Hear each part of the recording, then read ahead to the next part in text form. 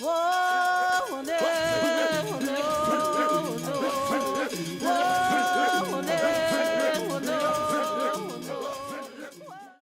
right, Marvin George, Dean, School of Drama. All right. So the play was originally done in 1996 at the Creative Arts Center at UWI St. Augustine. It's now called the Department of Creative and Festival Arts. And it was developed as a production under the directorship. The head of the department at the time was Roel Gibbons, who incidentally used to be here, I think, as the head of theatre arts when Dennis Scott was the director of this school. And it was directed by Roma Spencer, who is a Trinidadian director, well, a Tobagonian Trinidadian director, now living and working in Canada. At the time she was an actor and she was brought in, she came in to audition for the play and was asked to direct the play by Roel Gibbons. He surrendered the play to her. Then I was about 20, doing my second production, I think, with the Creative Arts Department. But that's in terms of the history of the play itself and its creation. So I was part of the original company. Gibbons was sure at the time that what we must do is a play that shared with the wider community the stories about the Orishas, affirming the presence of the practice in Trinidad and Tobago. We did the play in 97 as well, after 96 first run. Then I think a version of it, we formed something called the Festival Dance Ensemble that went to Brazil. Out of it, actors becoming dancers. And then in 99, the play started touring.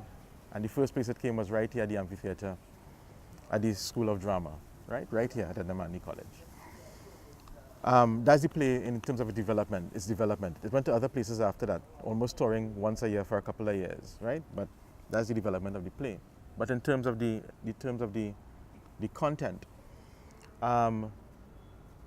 given the fact that the tradition, that Yoruba tradition is so alive in the Caribbean and in different ways, meaning we might argue that the Orisha is a specific belief system that's linked to Yoruba people from West Africa, from Nigeria and so on. It is not divorced or dissimilar to other West African belief systems.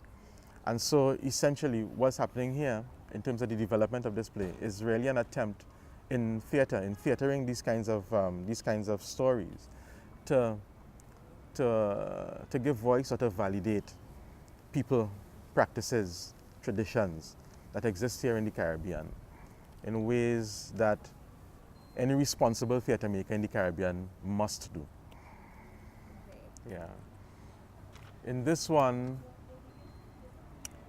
there are a couple. So when Manja dances, and that skirt is moving here, it's not here. Yeah? It's so.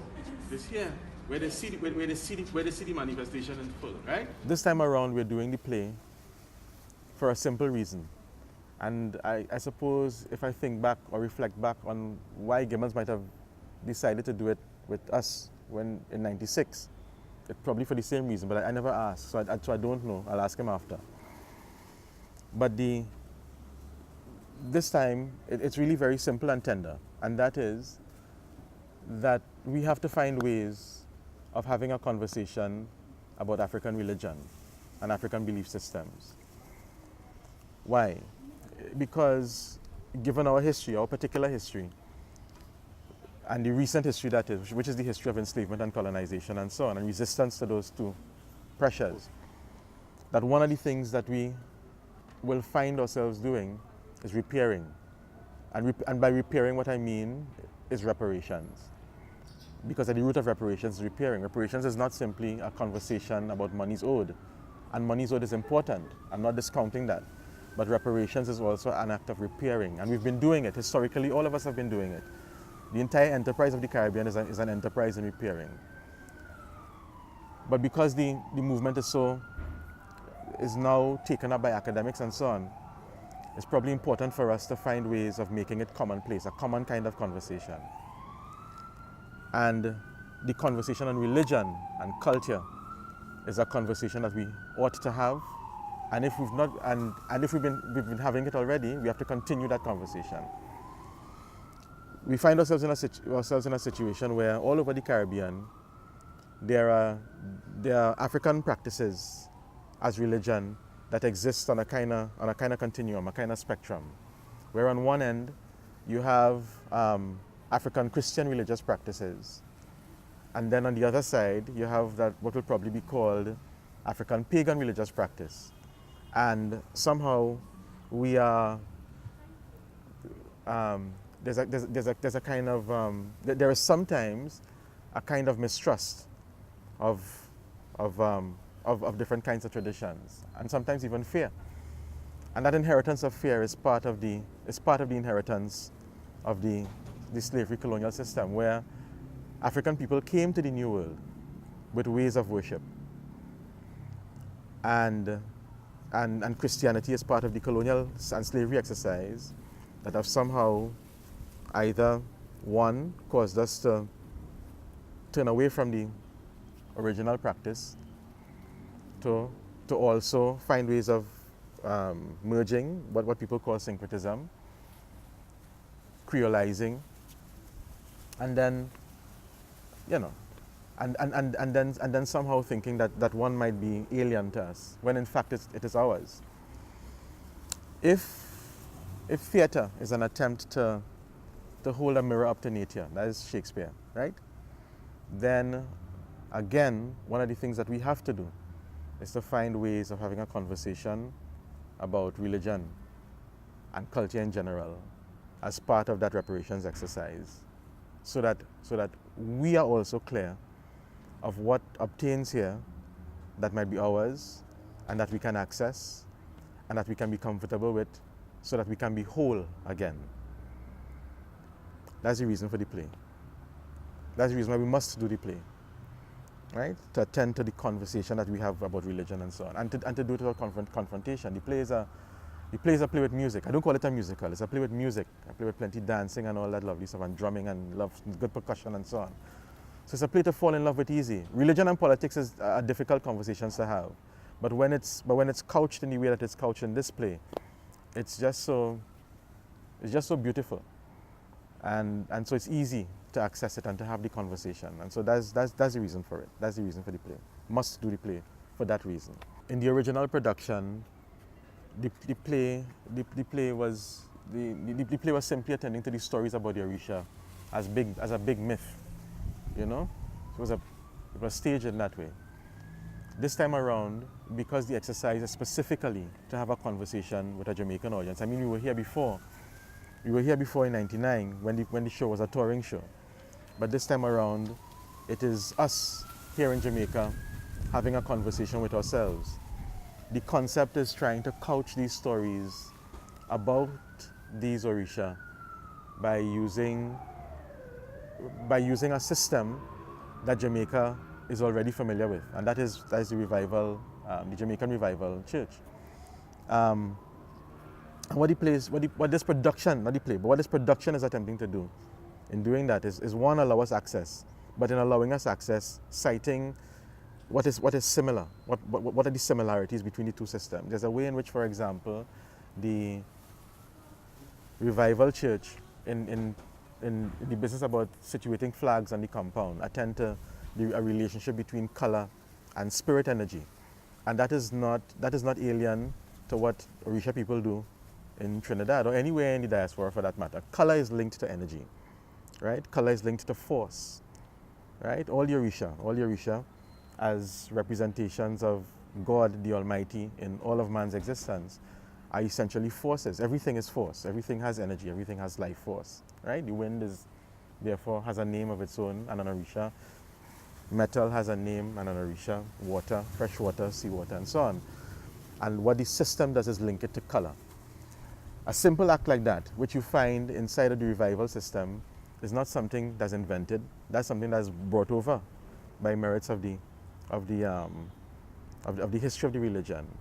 And specifically this time around, we're going to explore the ways in which revival could be linked to this Orisha business, so as to open up the conversation for a Jamaican audience by dealing first with the thing that the Jamaican audience might be familiar or very familiar with, which is revival, and then access and making our way backwards into this thing named Orisha, right?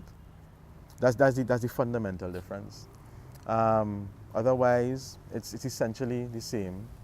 As I said, young people who are 20 years old, probably encountering a thing for the first time in very much the same ways I encountered it. You know? I suppose the second thing that's different is that it's happening in Jamaica. And that is that while you have different kinds of African retentions here, that the Orisha is not as strong a practice in Jamaica as it is in Trinidad. So that in a way, in as much as the discovery of the practice, it might be equally as new for the cast, for the young cast.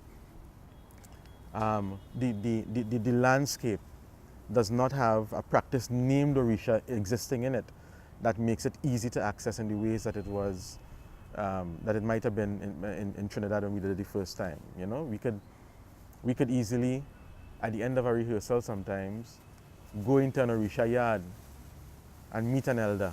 And in fact, Orisha elders were around when we were building the play. And this time, we don't have that. But what we do have are people who practice different kinds of African religions here in Jamaica. And so what we're hoping for is that that community comes as part of the process and then to enjoy the play with us when it's mounted. Right? That's the business about the difference. And so if there's anything that I have to say to this cast, it says thank you. I have to say thank you because of something I just said, which is how does a company journey towards a play or a production that will use, for example, a language it has never heard. You could probably hear in a calypso in Trinidad some Yoruba language sometimes, depending on who's singing it, or the musicality of it might probably be contained there, but it may not be here in the same ways. So you have to say thank you to that cast for being willing to make that journey. You say thank you to the cast because we are acquainting ourselves with this production in one semester. When I was involved in it in Trinidad in the original staging, we built it in 2 semesters.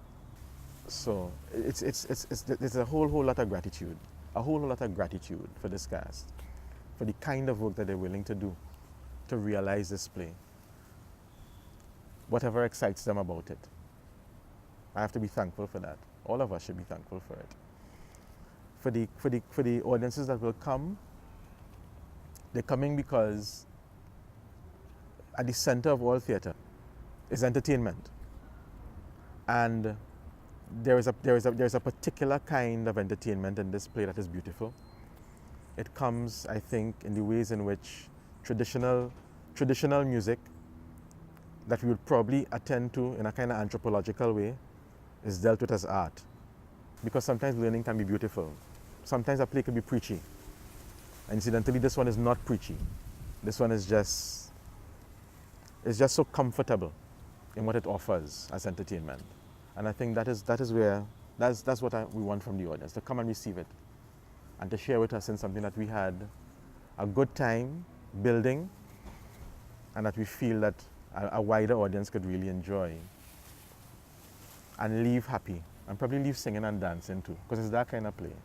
It's without question that kind of play, you know? I've been instructed that we must know that we had a gladful time building this work, a really gladful time, and you better come and see the play because it oosh. That is it. Oosh.